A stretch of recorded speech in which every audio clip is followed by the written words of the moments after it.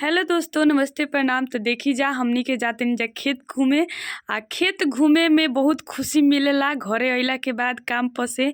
तो ई देखी हमनी के आखिरी गली ह जौन एकरा बाद बधारे आ जाला।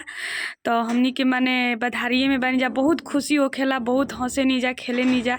ई हमनी के नहर पे आगो नी जा, खूब सारा मस्ती करते जा, जैसे कि रोआ लोग देख सकते नी जा। और बहुत अच्छा लागत आटे। जब तकले हम चोरा के खाए लगनी साग, काहे से कि साग उग खाए में बहुत निक लागेला चोरा के। जब खेत वाला देखेला तो भागहू में बड़ा निक लागेला, लेकिन केहू बोलेला ना खइला खातिर। तो पीछे देखो चिल्ला देनी चाची हमार, तब इन्हें आके चोरा के खातनी हुए मटर के साग। बहुत बहुत अच्छा लागल दोस्तों। गांव के खुरपाती बहुत अच्छा लागेला खुरपाती करे में।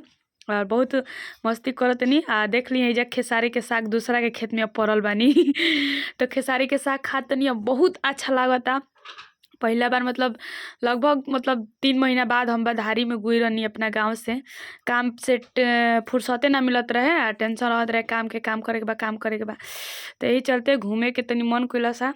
तो यहाँ देखी अब हम मस्ती करत तनी। ई हटे कुटी काट के रखल बाटे। यहाँ तनी हम छेड़खानी करम एकरा से जे कुछ ना होखे वाला बा, लेकिन सही मस्ती करे के चाही, जैसे कि हमनी के देख सकत तनी। और हमार वीडियो कैसन लागल कमेंट में ज़रूर बताई, और आगे तक देखत रही का होता। तो यहाँ खूब सारा मस्ती करत तनी हम, खूब माने एकदम आज रंग में बानी। पीछे हमार बहिन भी है जौन कैमरा करती है। यहाँ चलता खूब सारा हवा, खूब माने अच्छा लागत रहे। बसंती बेयार बहे के जाने कैसे एकरा आगे बा नहीं के पता, लेकिन बहुत अच्छा लागत रहे। बहुत हम काफ़ी रील्स के भी शूट कैले बानी, जौन कि इंस्टाग्राम पर देख सकत तनी जा हमार रील्स। खूब अपन प्यार आशीर्वाद दी जा। अरे अरे अरे अरे अभी तो गिरिए जैती।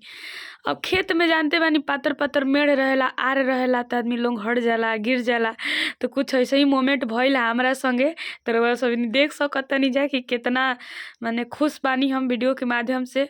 काहे ना खुश रही, गांव के मिट्टी से आदमी जुड़ल बाटे।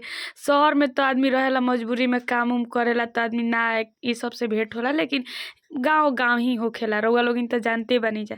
काफ़ी हम खुश बानी। देखी जा बहुत अच्छा लागल हटे। अभी हम साग खोटे जातनी, तले एगो दादी के खेत बाटे। उ दादी अपना खेत में साग खोटत रही, तले हमहू पहुँच गोनिया। तो कहते का नातिन मिठाई ना खिएबू। गाँव में अइला के बाद में सब लोग इहे कहेला। तो उनकरा खेत में हम पर गोनी साग खाए। देखी हम कैसे साग खातनी। गाँव देहात में यही तरह रउआ लोग खात हो, मजा आवत है खाए में। हमरा तो बहुते अच्छा लागल। रउआ लोगन के कैसन लागल वीडियो हमार देखत रही। हम साग खातनी। बहुत अच्छा लागत बाटे। देखी ऐसे ही में होखेला कि दादा चिल्ला देलन कि के हरे, तले हम भागे लगनी देखी भागतनी कैसे। हालांकि दादी रही तो हम बच गुनी, कहते कि ना ई काजल शर्मा आइल बिया खाए खातिर साग खाए खातिर। तो बहुत अच्छा लागल। रउआ लोगिन खा ली जा, काहे से कि कबे से हम अकेले खाएम तो पची नाही। एक चीज और बताओ तनी कि देखी रउआ लोगिन अपना गांव में शहर में माने रउआ लोगिन तो माने गांव के होखम तो नहीं है, लेकिन शहर वाला आदमी जे देखत होई शहर में किन के खाला बथुआ, लेकिन हमनी के गांव में ही तड़े पड़ल बा। केहू ना पूछेला, हमनी के खा तनी जा। ओकरा बाद घूमला के बाद हम रील बनावत तनी, मस्ती करत तनी। देख सकत तनी जा बचपन के कुछ याद जुड़ल बाटे ई सब चीज से। खूब रील बना के मस्ती करनी रउआ लोगन के देखावे खातिर। सोचनी ब्लॉग बना ली, तो अपन आशीर्वाद प्यार बनैले रही।